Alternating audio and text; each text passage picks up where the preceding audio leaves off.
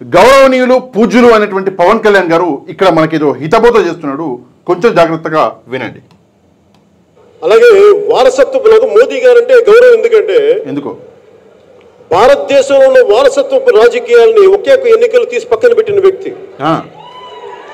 వారసత్వపు రాజకీయాలు జాతీయ స్థాయి నుంచి చిన్న రాష్ట్రంలో ఉన్న మారుమూల గ్రామం వరకు వారసత్వం ఉన్న వ్యక్తులే కాదు, మిగతా వాళ్ళు కూడా రావాలి రాజకీయాల్లోకి.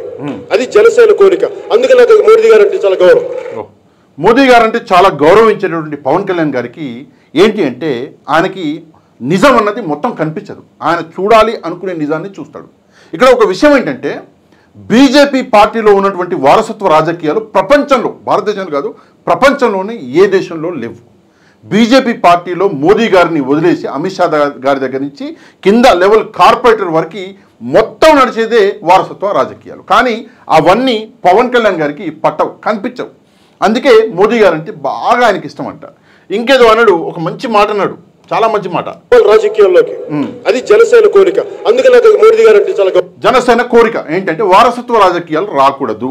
ఓకే, మరి ఈరోజు మీ అన్నగారు అయినటువంటి నాగబాబు గారు ఆయనని ఈరోజు మంత్రి చేస్తున్నారు. మీరు ఎవరు? పవన్ కళ్యాణ్ గారు. మరి అన్నని రాజకీయాల్లోకి తీసుకురావడం వారసత్వ రాజకీయమా కాదా? ఈ ప్రశ్నకి పవన్ కళ్యాణ్ గారు సమాధానం చెప్పాలి. ఇదొకటి. నెక్స్ట్ వద్దాం. కుప్పలు తెప్పలుగా వీడియోలు బయటకు వచ్చినాయి. ఇక్కడ చూడండి. ఇంకోటి, వారసత్వ రాజకీయాలు చేయడానికి రాలా. ఏం చేయడానికి వచ్చావు?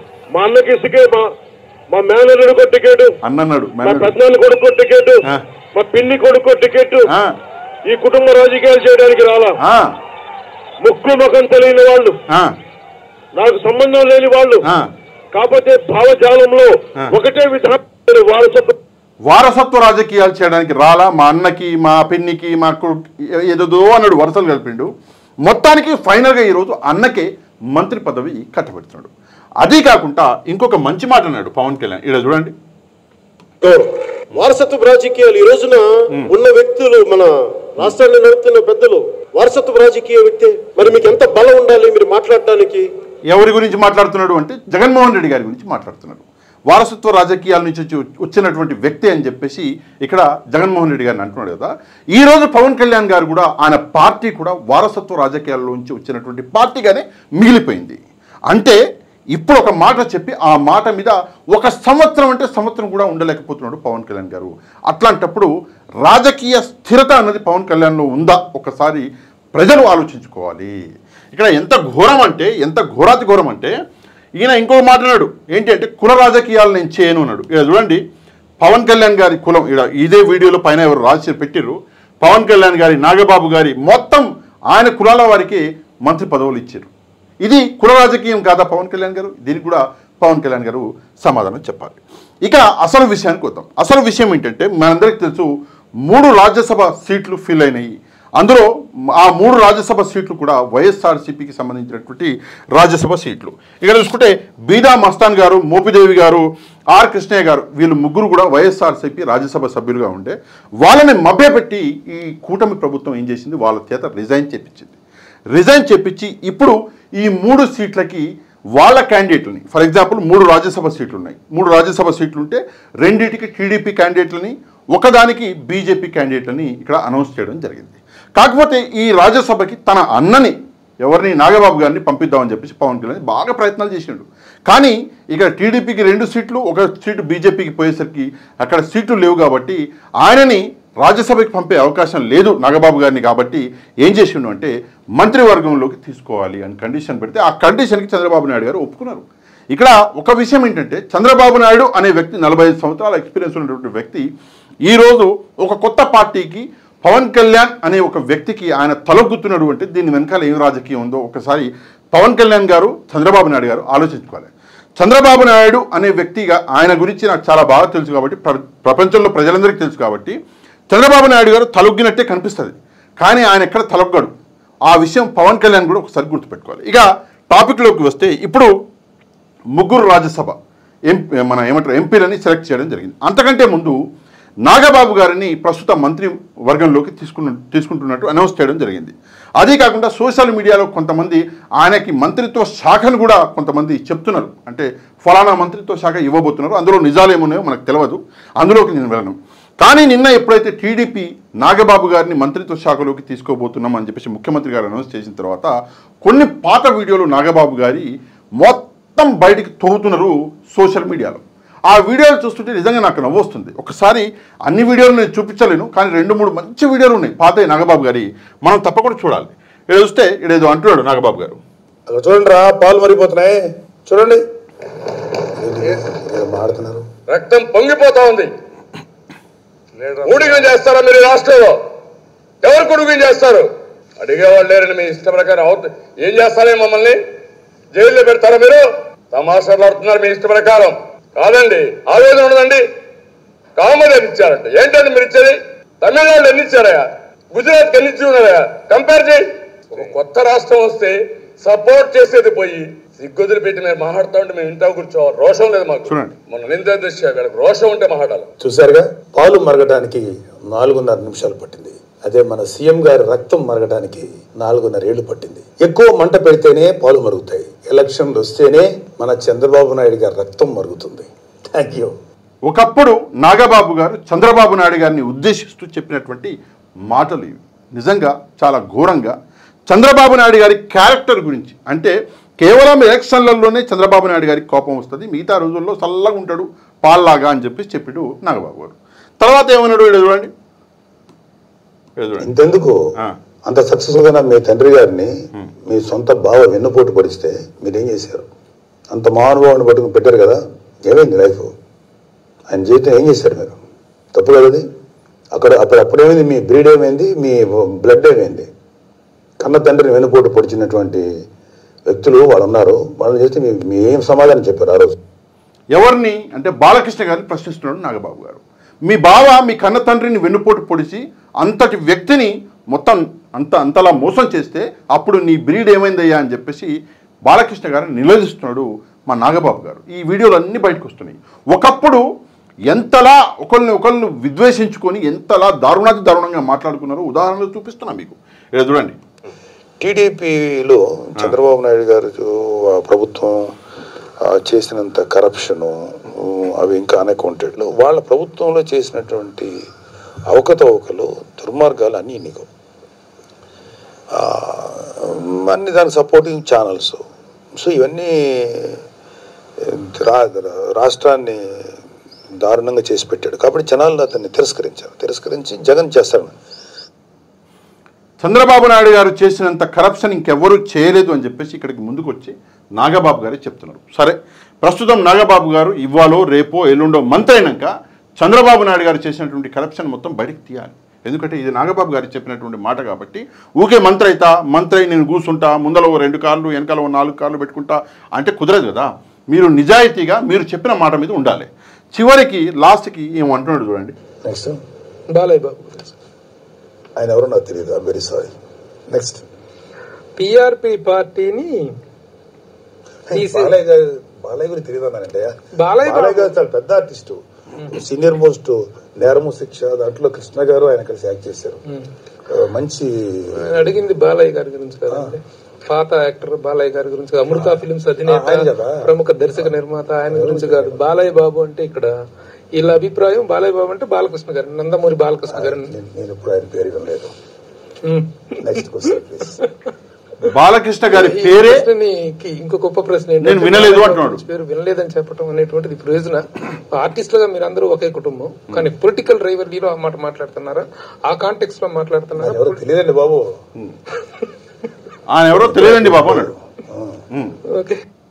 ఇది అంటే బాలకృష్ణ గారు ఎవరో తెలియదు ఒకటి. రెండోది ఏంటంటే చంద్రబాబు నాయుడు గారికి మరగదు ఒకటి. రెండోది బాలకృష్ణ గారు ఆయన తండ్రిని చంద్రబాబు నాయుడు గారు వెన్నుపోటు పొడిస్తే నువ్వేం చేస్తున్నావు, అప్పుడు ఏం అడిగిపోయినావు అని చెప్పేసి ఇంకోటి అవినీతి చంద్రబాబు నాయుడు గారిది. ఇవన్నీ బయటపెట్టింది నాగబాబు గారు. ఇప్పుడు నాగబాబు గారి విషయం మనం మాట్లాడుకున్నాం. ఇక నెక్స్ట్ 3 రాజ్యసభ సీట్లు. అసలు 3 రాజ్యసభ సీట్లు ఎవరికి ఇచ్చారు అంటే 2 టీడీపీకి, ఇందాక నేను చెప్పినట్లు 1 బీజేపీకి రాజ్యసభ సీట్లు, 1 సానా సతీష్ అని చెప్పేసి ఒకరికి రాజ్యసభ సీటు, టీడీపీ పార్టీకి సంబంధించినటువంటి 1 రాజ్యసభ సీటు సానా సతీష్కి. రెండవది ఇక్కడ మనం చూసుకుంటే బీదా మస్తాన్ గారికి 2వ సీటు ఇవ్వడం జరిగింది. ఇక బీజేపీకి సంబంధించిన 1 సీటు ఏదైతే ఉందో అది ఆర్ కృష్ణయ్య గారికి ఇవ్వడం జరిగింది. ఇది ఓకే. ఇందులో కొన్ని ట్విస్టులు ఉన్నాయి. ఇందాక నేను చెప్పినట్లు ఈ 3 సీట్లు కూడా వైసీపీకి సంబంధించినటువంటి సీట్లు. కాకపోతే ఈ 3 సీట్లు ప్రస్తుతం ఎప్పుడైతే టీడీపీ అనౌన్స్ చేసిందో దాని తర్వాత టీడీపీలో ఒక కొత్త రచ్చ అనేది మొదలైంది. ఎందుకు ఈ రచ్చ మొదలైందంటే గల్లా జయదేవ్ అంటే టీడీపీలో ఉన్నటువంటి సీనియర్ నాయకులందరూ ఆ సీటు కోసం పోరాటం చేసిన వాళ్ళే. గల్లా జయదేవ్ ఇక్కడ చూసుకుంటే ఖమ్మం పార్టీ గారు, నెక్స్ట్ చూసుకుంటే యనమల గారు. నిజంగా ఎంత దారుణం అంటే యనమల గారు లాంటి సీనియర్ నాయకుడు అంటే చంద్రబాబు నాయుడు గారు చేసినటువంటి చాలా పనులలో యనమల గారు హెలికాప్టర్ ఎక్కి మరీ పోయిండు. అట్లాంటి యనమల గారినే పక్కన పెట్టి సానా సతీష్కి ఈ సీట్ ఇవ్వడం జరిగింది.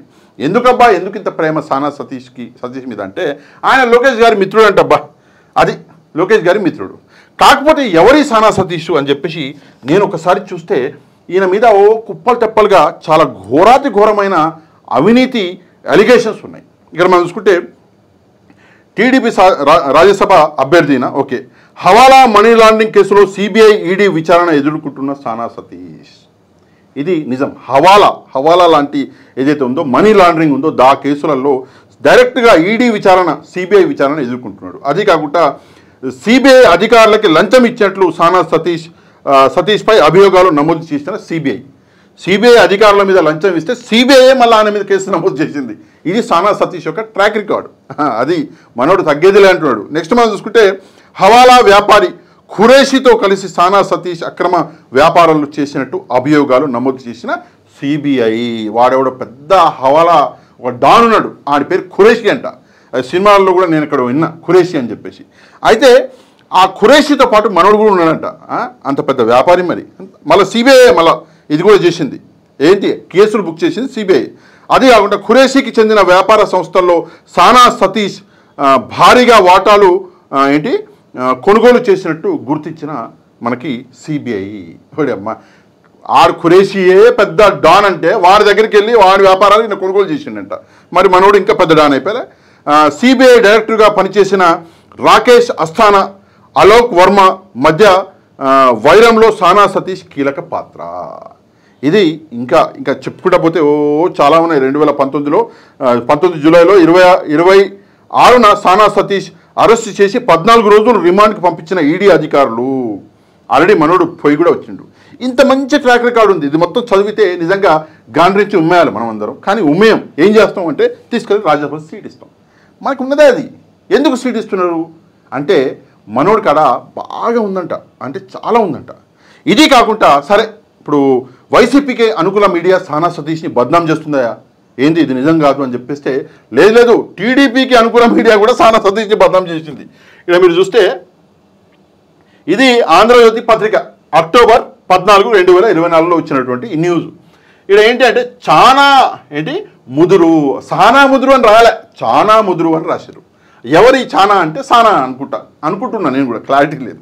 ఇక్కడ చూసుకుంటే కూటమి సర్కారులో చక్రం తిప్పుతున్న రాజ్యాంగేతర శక్తి అని చెప్పేసి. ఎందుకంటే మనోడి మీద బాగా కుప్పలు తెప్పలుగా కేసులు ఉన్నాయి కదా, అందుకే డైరెక్ట్గా ఆంధ్రజ్యోతి ఆయనే.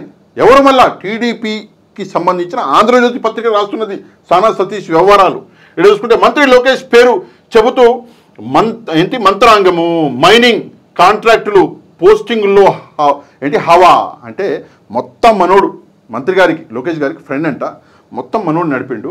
డైరెక్ట్గా ఆంధ్రజ్యోతి పత్రిక ఇక్కడ రాయడం జరిగింది. ఓకే, అన్నీ నేనే అంటూ వారితో మీటింగులు, ఆధారాలు చూపిస్తూ స్వీయ బల ప్రదర్శన.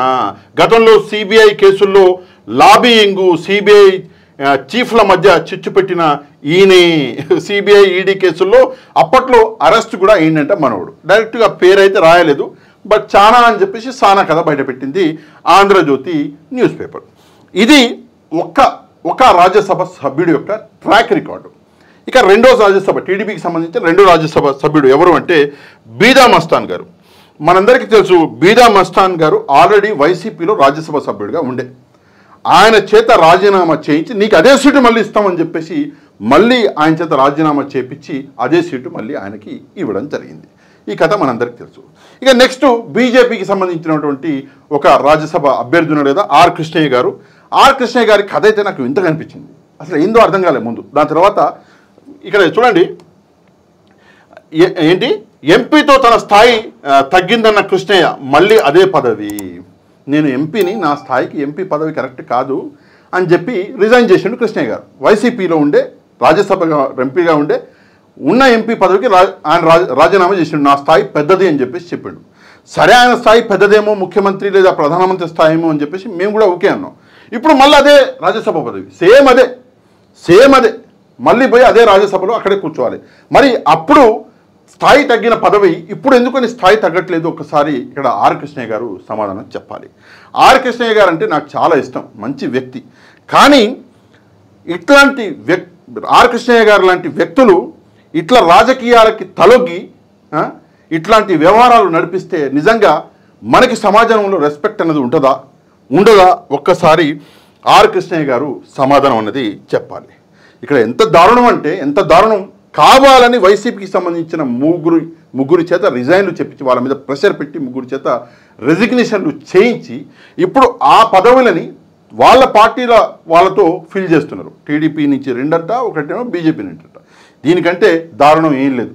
ఇవాళ రేపు టమాటా ధర బాగా నేను చదివిన రూపాయికే టమాటా దొరుకుతుందంట. టమాటా కంటే ధరలు అంటే దిగజారిపోయారు ఈ నాయకులు. ఎంత ఘోరంగా దిగజారిపోయారు అంటే ఆ టమాటాని ఇట్లా చీల్చి ఆ భూమిలో ఆడబోస్తే ఆ టమాటా చెట్లు అట్లా లేస్తాయి. కానీ వీరు దేనికి పనికి రాకుండా మారిపోయారు. ఈరోజు సానా సతీష్ గారికి ఉన్నటువంటి ఆ స్పెషల్ ఆ ఖ్యాతి ఏంటి? ఎందుకని రాజ్యసభ సీట్ ఇచ్చారంటే ఆయన కాడ డబ్బులు ఉన్నాయి, ఆయన కాడ దండిగా కేసులు ఉన్నాయి. మొత్తం లోకేష్ గారికి ఫ్రెండ్ అంట, మొత్తం హవా నడిపిస్తున్నాడు. కాబట్టి సానా సతీష్ ఉండాలి అని చెప్పేసి ఈ ప్రయత్నాలు. నిజంగా పూర్వంలో ఒక మనిషి చేస్తున్నటువంటి మంచి పనులు చూసి రాజ్యసభకు పంపించేది. ఇప్పుడు మనిషి మీద ఉన్నటువంటి కేసులను చూసి ఆ మనిషి ఎంత పెద్ద క్రిమినల్లో చూసి రాజ్యసభకు పంపిస్తున్నారు అంటే దీనికంటే ఇంకా ఏమన్నా ఘోరం అన్నది ఉంటుందా? ఒక్కసారి చంద్రబాబు నాయుడు గారు, గౌరవనీయులు పవన్ కళ్యాణ్ గారు, ఇక బీజేపీ పార్టీకి సంబంధించిన నాయకులు సమాధానం చెప్పాలి. తప్పకుండా ఈ వీడియోని వైరల్ చేసే బాధ్యత మీ చేతుల్లోనే పెడుతున్నాను. ఎందుకంటే ప్రజలందరికీ నిజాలు తెలవాలి కాబట్టి తప్పకుండా వైరల్ చేయండి. వైరల్ చేయడానికి 2 పద్ధతులు. ఒకటి, వీడియో కింద ఉన్నటువంటి లైక్ బటన్ని ప్రెస్ చేయండి. రెండవది, ఈ వీడియో యొక్క లింక్ని మీకు తెలిసిన వాళ్ళందరికీ వాట్సాప్ ద్వారా పంపించండి. తప్పకుండా వీడియో అనేది ఆటోమేటిక్గా వైరల్ అయిపోద్ది. నెక్స్ట్ వీడియోలో మళ్ళీ కలుద్దాం. అంతవరకు థ్యాంక్ యూ వెరీ మచ్. జై హింద్.